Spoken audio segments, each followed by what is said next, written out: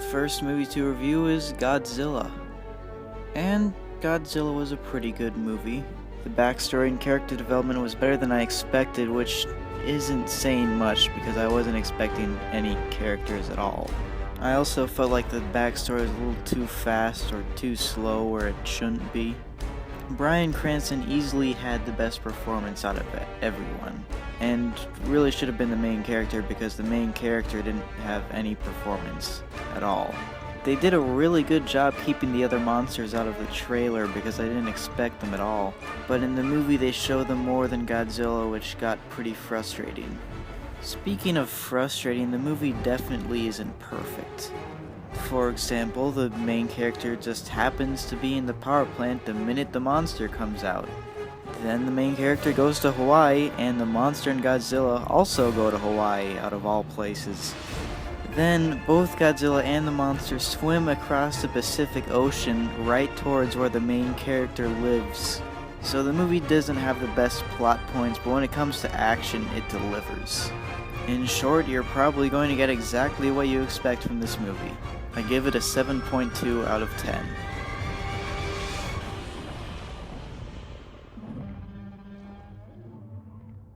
The next movie is The Blair Witch Project.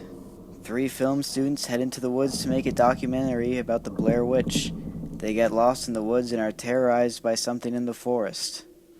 The acting was really good in this movie. If I didn't know better, I would have completely believed that these were actual film students being harassed by some witch. But the problem is, other than that, it's nothing special. They made this movie by having the actors actually camp and film while the directors terrorized them, and it really shows since there's not much of a plot. They get lost and argue and find some stick figure things, and someone messes with them at night, and that's the movie. Even the ending was disappointing and anticlimactic. Again, the acting was great, much better and more real than you would usually see, but it didn't make up for the plot. 4.9 out of 10. Whatever it is at this point. I know. We have to get back to the car. We're obviously not wanted here, so let's get the hell out. We have to get the DAP back anyway. I realize that. Okay, that's let's what go. I'm saying. Let's get the DAP back. We're Let's out get of our here. shit packed up. We're out Let's of here. walk. We're out of here. Should We're we out just of here. walk? Yes, we're out of Okay, here. cool. The next movie is Fargo. In Fargo, the main character, Jerry, hires 2 men to kidnap his wife to get his wealthy father-in-law to pay the ransom. The plan goes terribly wrong and a policewoman, Marge Gunderson, has to investigate. Fargo was a dark, hilarious movie, and it was really ballsy to put this much humor into a tragedy that actually happened. Well, a series of tragedies that the movie is based on, but it was done perfectly. I thought the humor was really smart in this movie because the humor wasn't in any of the jokes. All of the humor was in the personality of the character. Almost all the characters are funny in some unique way. There's even a guy who doesn't talk through the entire movie, and they made that funny. This is definitely a movie I won't be forgetting anytime soon. 8.6 out of 10.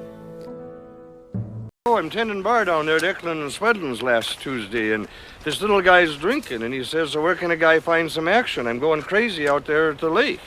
And I says, what kind of action? And he says, woman action. What do I look like? And I says, well, what do I look like? I don't arrange that kind of thing. And he says, but I'm going crazy out there at the lake. And I says, yeah, but this ain't that kind of place.